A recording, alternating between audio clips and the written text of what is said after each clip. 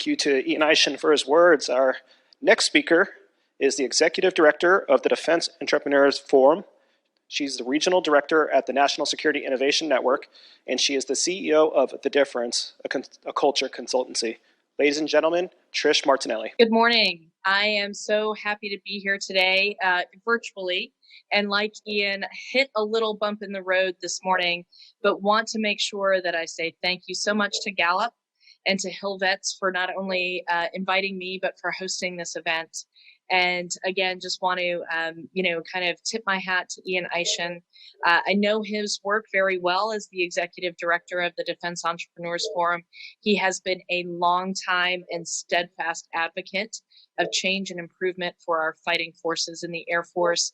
And I just could not be more thrilled to follow someone that I admire so very much. So Ian spoke a little bit in his conversation about suicide, and I am going to talk about another very, very significant issue that affects our fighting forces, and that is the diagnosis of anxiety. And anxiety is not a one-size-fits-all diagnosis. It comes in many different varieties, but I want to talk a little bit about this, and I want to go back to a point in Ian's discussion where he talked about how suicide may be considered the last of the options when fighting members are facing something that brings them to hopelessness. So this conversation is going to be both public and it's going to be personal. And I want to pull that thread from where Ian was talking about hopelessness and suicide. And I want to ask you, what do you think about right before you die? You know, if you're following the Hollywood scenario, you think your life flashes before your eyes and all of your good memories and your family feelings come rushing back into your heart. That wasn't true for me. When I was there, that moment before I thought I was going to die, I thought mostly about who would find my body and how long it would be before they did. Today, in this audience, 1 in 5 of you are experiencing the same thing that convinced me that I was going to die. And that 20% of you that are experiencing the same thing that I'm experiencing is that we have anxiety. And again, I need to emphasize that anxiety comes in a lot of different ways and shapes and impacts people in different ways, but it's very significant. Dr. Amy Edmondson has done amazing work and research in this area. And as I was introduced, you will notice that I did not get introduced as Dr. Martinelli. I'm not that person, but I am a person who has experienced this firsthand. Dr. Edmondson talks about a grid of personal responsibility and workplace achievements. And she talks about a place that we don't want to go if we want psychological safety where we work. Again, drawing on Ian's discussion, if anything is more important than psychological safety, it hasn't been identified. Google studies us, in case you didn't know that, and they've done an amazing study recently called Project Aristotle. And they looked at highly functioning teams, and they found out that the one most important common element on high-performing teams is psychological safety. Now, when you think about psychological safety, the way that Google defined it, and a great way to think about it during this conversation, is it's an individual's perception of the consequences of taking an interpersonal risk. And really, I think the most important thing that any leader, any policymaker can think about when they think about psychological safety is how important does your team feel taking risks? You see, without that safety, we can have zombie team members. They're present on our roles and rosters, but they're just taking up space. And they're only providing that to the team, which gives them safety. And there's that word again, safety. So are you ready to neutralize 20% of your team by not providing psychological safety at work? Are you ready to surrender 20% of your billets or give up 20% of your budget? If the answer to these questions is no, and it's no for most of us, then we have to prioritize this mission essential element of psychological safety especially among the veterans that we support. I'd like to put a face to this concept of psychological safety, the ways that it can impact our mission, and why it's so critically important. But I want to start by saying that trust and psychological safety are completely intertwined. You don't have one without the other. I like to quote a friend of mine, Dan Manning. He's the leader of a company called Human Intelligence. And he reminds us that trust is the belief that when given the opportunity, you will not do something damaging to me. And belief is critical here because beliefs are shaped by experiences. And again, I want to talk about ways that we see psychological safety in public and in private. And when we think about experiences, I'd like to draw your attention to what the sailors on the USS George Washington have experienced recently. Now, as I discuss this, I want to make sure that I emphasize that this is one chapter in the experience of the sailors on the USS George Washington. And I know firsthand how committed and concerned the Secretary of the Navy is about this situation. But again, I want to frame this for psychological safety and the experiences of people that we care about, our veterans and our people in uniform. In April of 2022, we saw in news headlines that senior leaders around the Pentagon had missed an opportunity to build trust and psychological safety with the sailors serving on the USS George Washington. In the 2 years prior to this event, as many as 10 sailors on the USS George Washington died by suicide. Tragically, including 3 sailors that died by suicide in the month alone leading up to this incident. That's 10 sailors gone, 10 families in crisis, and an untold number of shipmates left behind in shock and grief. When the sailors told their tale of the dismal living conditions on board the USS George Washington and the impact that it was making on their mental health, sailors confided to senior leaders that it wasn't the equipment breaking down, it was them. It was them. At one point during that discussion, they were told dismissively, "What you're not doing is sleeping in a foxhole like a Marine might be doing." After losing 10 sailors to suicide, the remaining sailors were told that things really weren't that bad. And the thing that was really causing the problem was their unrealistic expectations for safety from harm in their living and working conditions. Leadership in that moment broke their trust by humiliating them, by demeaning their character, by turning a deaf ear to their lived experience, and by dismissing their concerns. And this is a readiness issue. Ian spoke about this so eloquently. This is a readiness issue. How many of those sailors on the George Washington are going to remain in the Navy? How many of them have full faith and confidence, not only in their own leadership, but in senior Pentagon leadership as well? How many of them will go the extra mile for the mission?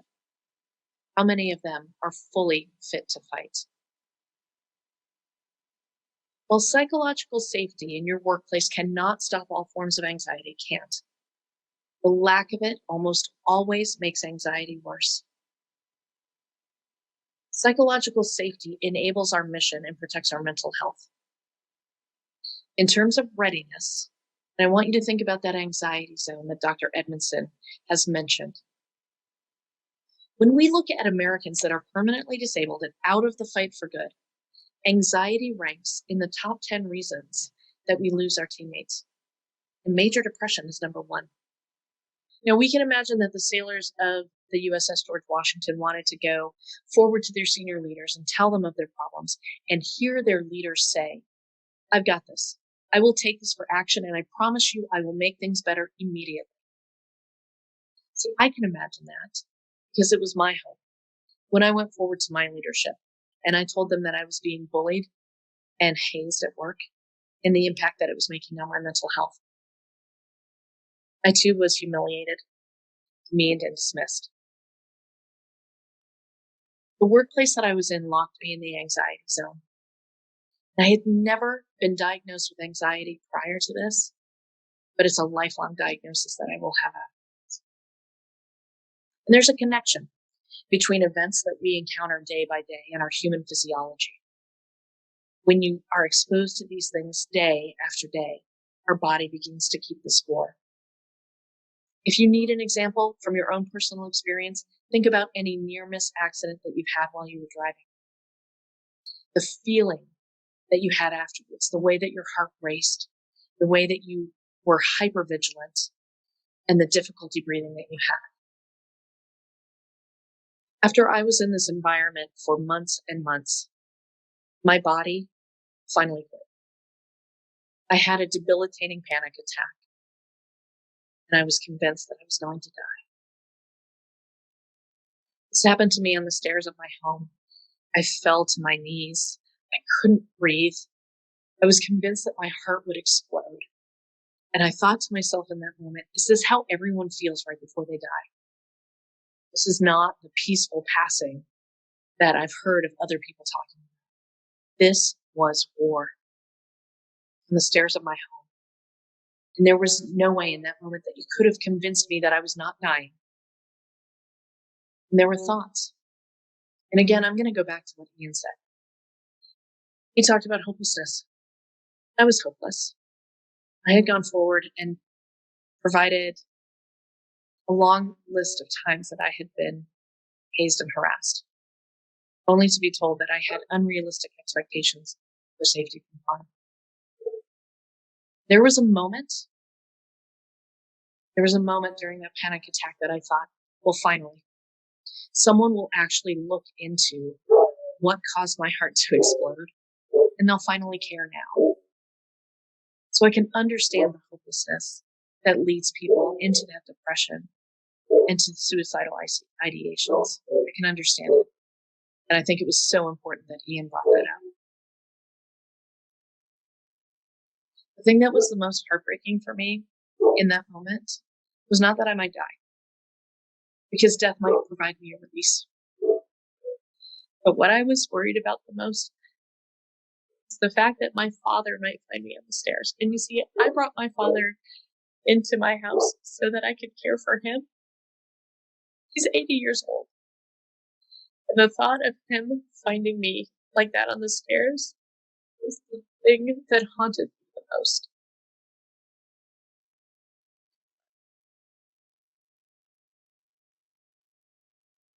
Haunted me. I needed medical attention. I needed medical attention in that moment. I got it. And then I found out that I needed psychological attention. It was a challenge. Again, going back to what Ian mentioned, I'm a lifelong intelligence professional. 21 years in the Army and military intelligence, and many more in the civilian sector, in the intelligence sector. And after I got the medical treatment that I needed, I also needed to return to work and tell the same managers that had humiliated me that I sought and received inpatient psychological treatment. Let's bring this back to readiness. Many of us in the audience are required to have a security clearance to do the work that we do. Many of the people that we supervise also need security clearances. And I really need to emphasize this to the policymakers within the sound of my voice, that seeking and receiving mental health care is not a reason to suspend a security clearance. I can say that with confidence today as a professional that has anxiety, that received acute care for my disease, that continues to receive routine care, and who has a top secret security clearance today, even though I had to fight like hell between that night on the stairs and today at this event to be able to say all of those things. That fight was costly. That fight almost cost me my career. And it is not something that we can allow to happen to other veterans that seek medical attention. And as Secretary Austin has said, mental health care is healthcare, period. If you have cared or loved for 5 people in your life, you love someone like me, someone who is struggling with anxiety, someone who has managed anxiety, or someone in between.